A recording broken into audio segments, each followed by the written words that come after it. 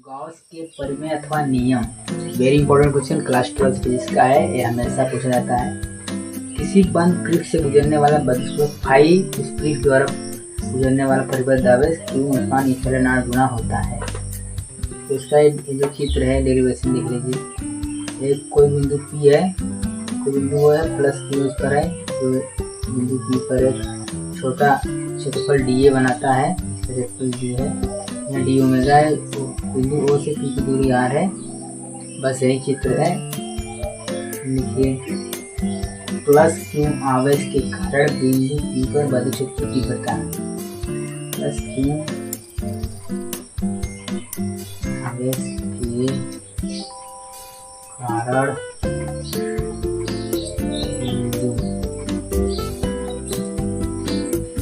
पर विद्युत क्षेत्र की तीव्रता, विद्युत क्षेत्र की तीव्रता E बराबर 1/4 पाई इप्सिलॉन नॉट Q/r²। यह सूत्र है, फार्मूला है विद्युत क्षेत्र की तीव्रता का, ये लिखे हैं बस। अब d ओमेगा के कारण बिंदु O पर आंतरिक कोण, d ओमेगा के कारण बिंदु O पर आंतरिक कोण, d ओमेगा के कारण बिंदु O पर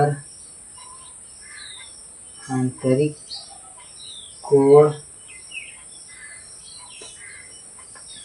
d ओमेगा बराबर dA cos theta upon r²।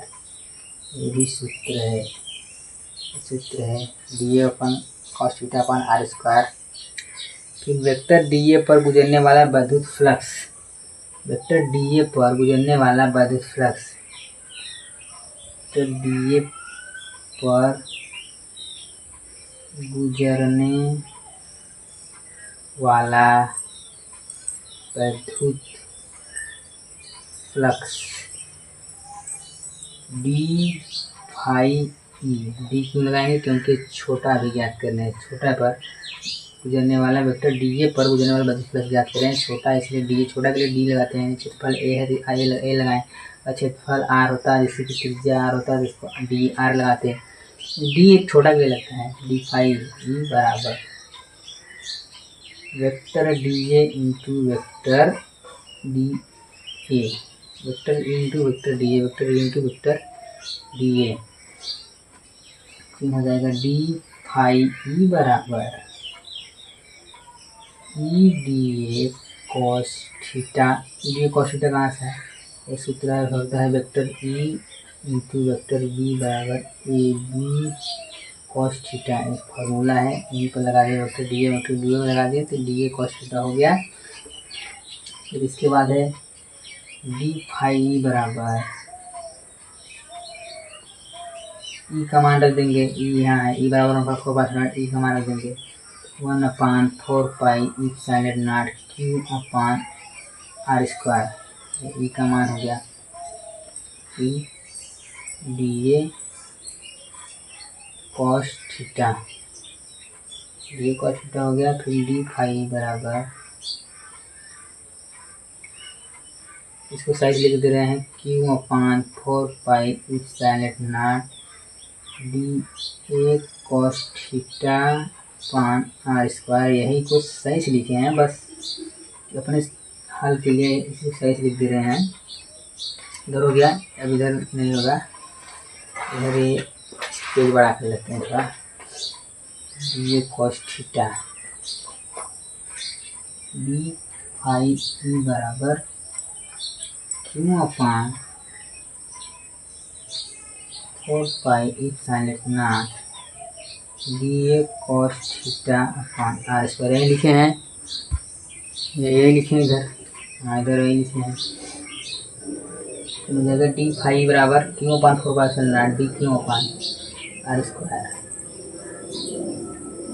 फिर d फाई E बराबर Q/4 pi epsilon naught dA cos theta upon r² कितने बराबर होता है?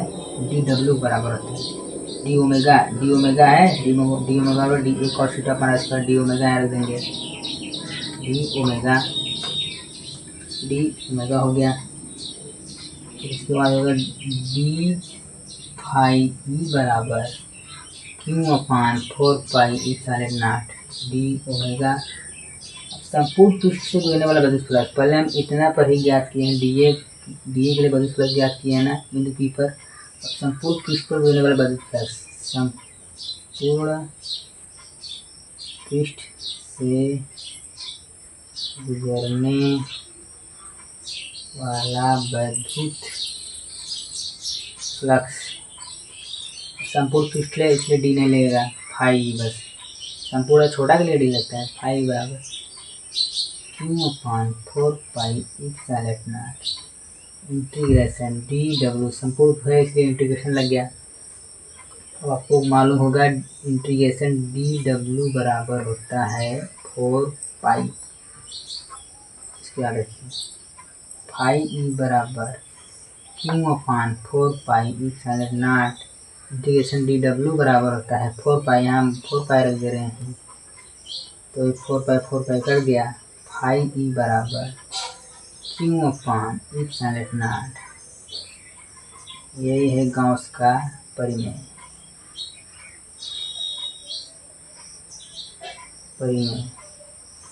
ये हम लोगों को याद करना था, फाई बराबर क्यू अपान इप्सिलॉन नॉट गुना होता है, इसलिए हमें यही याद करना था जो कि ज्ञात